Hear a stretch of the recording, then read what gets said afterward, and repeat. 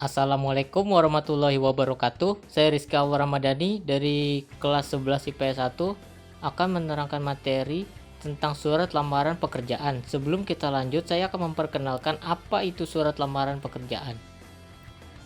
Surat lamaran pekerjaan adalah surat permohonan yang ditulis oleh seorang pencari kerja dan ditujukan kepada instansi atau lembaga pemberi pekerjaan. Aspek penting dalam surat lamaran ada 3, yaitu 1. Tesis atau pernyataan umum, 2. Argumentasi, 3. Penegasan. Sistematika surat lamaran pekerjaan.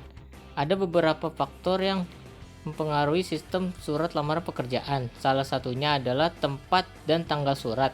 Bagian ini berisi tempat atau kota surat tersebut ditulis sesuai domisili si pelamar, diikuti dengan tanggal surat tersebut dibuat. Berikutnya ada hal atau perihal surat. Bagian ini menginformasikan tujuan surat ini dibuat, yaitu melamar pekerjaan. Berikutnya ada lampiran. Bagian ini dicantumkan untuk menginformasikan berapa banyak berkas yang menyertai surat lamaran. Berikutnya ada nama dan alamat surat. Bagian ini berisi nama penerima atau posisi penerima dan atau nama instansi atau perusahaan beserta alamat lengkap instansi atau perusahaan yang dilamar. Berikutnya ada salam pembuka. Bagian ini digunakan untuk menyapa penerima surat dengan sapaan resmi. Berikutnya ada paragraf pembuka surat. Bagian ini berisi informasi tentang diri pelamar, dari mana pelamar mendapatkan informasi lowongan pekerjaan, dan posisi yang diinginkan. Berikutnya ada paragraf isi surat. Bagian ini berisi tentang si pelamar, diantaranya berisi pendidikan, pengalaman kerja, atau sesuatu yang berkaitan dengan kelebihan pelamar sendiri yang sesuai dengan lowongan tersebut. Berikutnya ada bagian penutup surat, berisi antusiasme pelamar akan posisi yang diinginkan serta ucapan terima kasih untuk perhatian yang diberikan oleh pembaca surat lamaran. Yang berikutnya ada salam penutup. Bagian ini berisi tentang salam penutup surat lamaran tersebut. Yang terakhir ada tanda tangan dan nama jelas. Bagian ini berisi tanda tangan pelamar beserta dengan nama lengkapnya.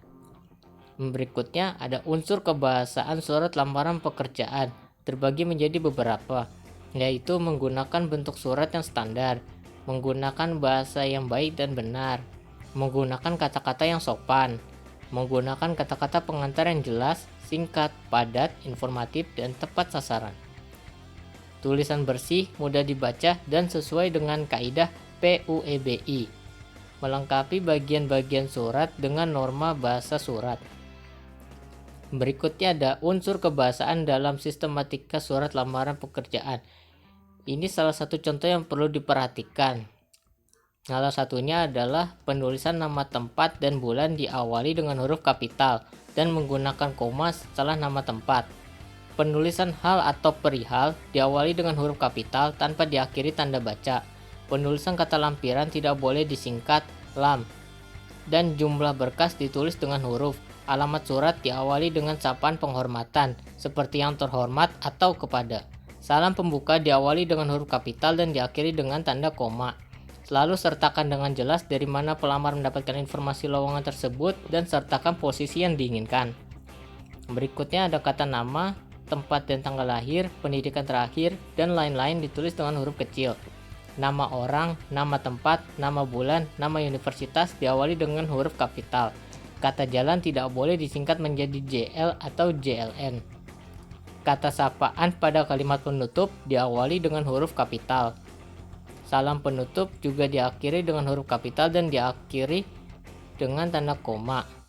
Yang terakhir, penulisan nama pada nama jelas harus diawali dengan huruf kapital.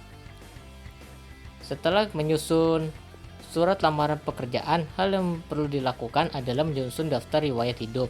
Daftar riwayat hidup ini sangat dibutuhkan untuk diterimanya di sebuah perusahaan atau pekerjaan. Nah, berikut saya akan menginformasikan bagaimana cara menyusun daftar riwayat hidup.